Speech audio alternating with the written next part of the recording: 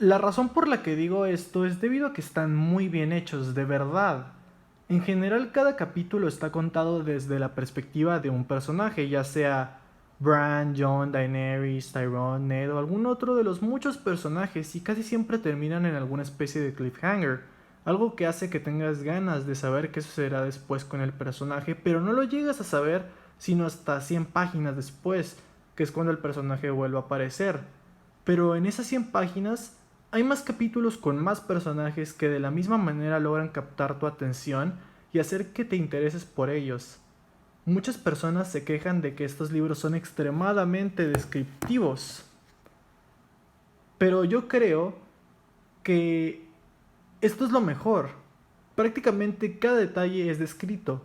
Los alrededores, las vestimentas, los pensamientos de los personajes y las acciones, todo eso es descrito con un detalle sorprendente.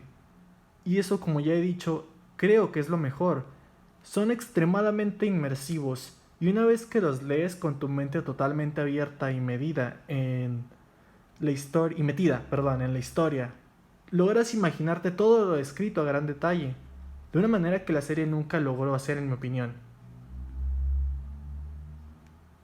Esto es especialmente notorio en momentos de batalla o en ciertos resortes dramáticos, pues sientes como si estuvieses ahí, te preocupas por los personajes y llegas a entenderlos. Algo muy curioso con estos libros es que llegas a entender de manera rápida y efectiva el complejo sistema político y religioso de los Siete Reinos de una manera que ni siquiera la serie logró.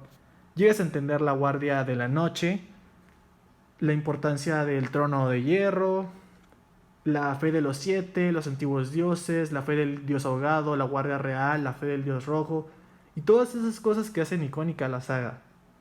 De la misma manera es sorprendente el cuidado al detalle que tienen estos libros. En un libro normal donde hay un solo protagonista y toda la historia es contada solamente desde su perspectiva, es relativamente sencillo para el autor recordar detalles y momentos que dejó clarificados en alguna parte de la trama.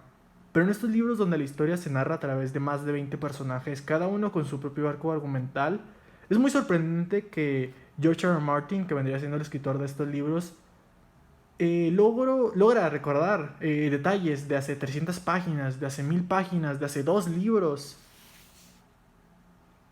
Me sorprende la manera en la que logra hacer que recuerdes esos detalles y en la que muchos giros de trama son hechos y esos giros de trama llegan a sorprender incluso más que en la serie.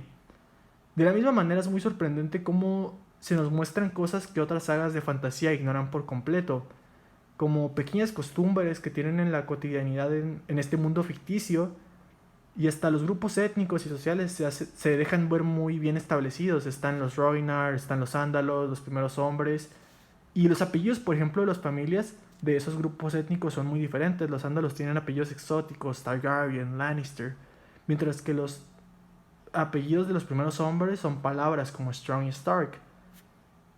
De la misma manera es muy interesante cómo el autor nos deja entender el pasado y los eventos que sucedieron cientos o miles de años antes de que se diese la historia narrada, y nos da un contexto histórico desde los mismos nombres que tienen ciertos personajes. Por ejemplo, el hecho de que en la familia Stark cada generación haya un Brandon o un Bran en honor a una figura del pasado que fue Brandon el Constructor. Y por ejemplo en la familia Targaryen también hay muchos Aegon en honor a Aegon el Conquistador.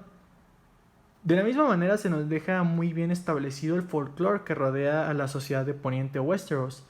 Se nos explican ciertos cuentos e historias populares, así como canciones, leyendas, mitos y todo tipo de cosas que hacen que entendamos como lectores la cultura de las personas que viven en este continente de una manera excelente. La historia en general se basa casi en su totalidad en personas de sangre noble, personas de la realeza que son importantes dentro de este universo, pero aún así se nos deja ver la manera de pensar del plebeyo, de las personas que adoran a estos personajes nobles. En general en las ediciones en español me gusta también muchísimo las portadas, están excelentes. Estas ediciones en general están muy bien traducidas. No logré encontrar errores de ortografía, están muy bien hechos. Los libros que leo usualmente siempre logro detectar algunos errores, pero estos libros fueron hechos de una manera excelente en todos los sentidos.